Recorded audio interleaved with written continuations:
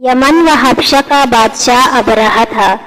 اس نے شہر صنعاء میں ایک گرجا گھر بنایا تھا اور اس کی خواہش تھی کہ حج کرنے والے بجائے مکہ مکرمہ کے صنعاء میں آئے اور اسی گرجا گھر کا طواف کرے اور یہی حج کا میلہ ہوا کرے۔ عرب خصوصاً قریشیوں کو یہ بات بہت شاق گزری، چنانچہ قریش کے قبیلہ بنو کنانہ کے ایک شخص نے آپے سے باہر ہو کر صنعاء کا سفر کیا اور ابرہہ کے گرجا گھر میں داخل ہو کر پیشاب پخانہ کر دیا اور اس کے در و دیوار کو نجاست سے آلودہ کر دیا۔ اس حرکت پر ابرہہ بادشاہ کو بہت غصہ آیا اور اس نے کعبہ معظمہ کو ڈھا دینے کی قسم کھا لی اور اس ارادے سے اپنے لشکر لے کر روانہ ہو گیا۔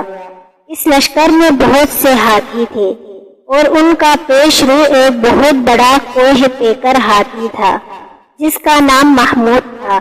ابرہہ نے اپنی فوج لے کر مکہ مکرمہ پر چڑھائی کر دی اور اہل مکہ کے سب جانوروں کو اپنے قبضے میں لے لیا، جس میں عبد المطلب کے اونٹ بھی تھے۔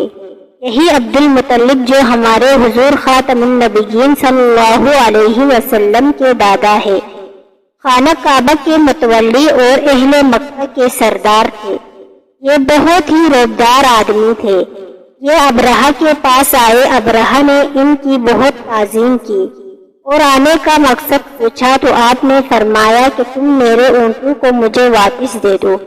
یہ سن کر ابرہہ نے کہا کہ مجھے بڑا تعجب ہو رہا ہے کہ میں تو تمہارے کعبے کو ڈھانے کے لیے فوج لے کر آیا ہوں، جو تمہارا اور تمہارے باپ دادا کا ایک بہت مقدس و محترم مقام ہے۔ آپ نے اس کے بارے میں کچھ بھی مجھ سے نہیں کہا، صرف اپنے اونٹوں کا مطالبہ کر رہے ہو۔ حضرت عبد المطلب نے فرمایا کہ میں اپنے اونٹوں کا ہی مالک ہوں، اس لیے اونٹوں کے لیے کہہ رہا ہوں، اور کعبہ کا جو مالک ہے وہ خود اس کی حفاظت فرمائے گا، مجھے اس کی کوئی فکر نہیں۔ ابرہہ نے آپ کے اونٹوں کو واپس کر دیا۔ پھر آپ نے قریش سے فرمایا کہ تم لوگ پہاڑوں کی گاٹھیوں اور چوٹیوں پر پناہ گزیر ہو جاؤ۔ چنانچہ قریش نے آپ کے مشورے پر عمل کیا۔ اس کے بعد حضرت عبد المطلب نے کعبہ کا دروازہ پکڑ کر بارگاہ الہی میں کعبہ کی حفاظت کے لیے خوب رو رو کر دعا مانگی، اور دعا سے فارغ ہو کر آپ بھی اپنی قوم کے ساتھ پہاڑ کی چوٹی پر چڑھ گئے۔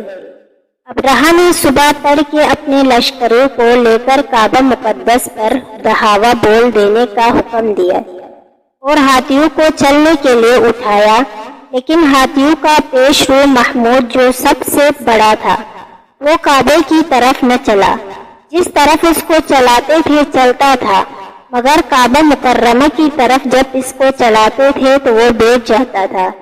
اتنے میں اللہ تعالیٰ نے سمندر کی جانب سے پرندوں کا لشکر بھیج دیا اور ہر پرندے کے پاس 3 کنکریاں تھیں، 2 پنجوں میں اور 1 چونچ میں۔ ابابیلوں کے اس لشکر نے ابرہہ کی فوج پر اس زور کی سنگ باری کی کہ ابرہہ کی فوج بدحواس ہو کر بھاگنے لگی، مگر کنکریاں وہ چھوٹی چھوٹی تھی، لیکن وہ قہر الہی کے پتھر تھے کہ پرندے جب ان کنکریوں کو گراتے وہ سنگریزے فیل سواروں کے خود کو توڑ کر سر سے نکل کر جسم کو چیر کر ہاتھی کے بدن کو چھینتے ہوئے زمین پر گرتے تھے۔ ہر کنکری پر اس شخص کا نام لکھا تھا جو اس کنکری سے ہلاک کیا گیا۔ اس طرح ابرہہ کا پورا لشکر ہلاک و برباد ہو گیا اور کعبہ معظمہ محفوظ رہ گیا۔ یہ واقعہ جس سال وقوع پذیر ہوا، اس سال کو اہل عرب عام الفیل ہاتھی والا سال کہنے لگے، اور اس واقعے سے 50 روز کے بعد حضور سید عالم صلی اللہ علیہ وسلم کی ولادت ہوئی۔ اس واقعے کو اللہ تعالیٰ نے قرآن مجید میں بیان فرماتے ہوئے ایک سورت نازل فرمایا جس کا نام ہے سورہ فیل، جس کا ترجمہ ہے محبوب کیا تم نے نہ دیکھا تمہارے رب نے ان ہاتھی والوں کا کیا حال کیا، کیا ان کا داؤ تباہی میں نہ لا اور ان پر پرندوں کی ٹکڑیاں بھیجے، کنکر کے پتھروں سے مارتے تو انہیں کر ڈالا جیسے کھائی کھیتی کی پتی۔ درس ہدایت۔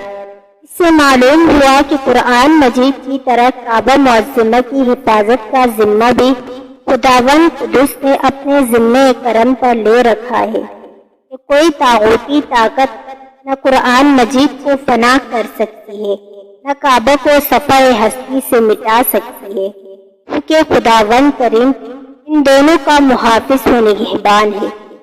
اللہ تعالی عالم۔ محترم ناظرین، آخر میں آپ سب سے گزارش ہے کہ ہمارے چینل کو سبسکرائب کر کے ویڈیو کو لائک کیجیے اور کمنٹ میں اللہ تعالیٰ کے 99 ناموں میں سے کوئی ایک نام ضرور لکھیے گا۔ شکریہ۔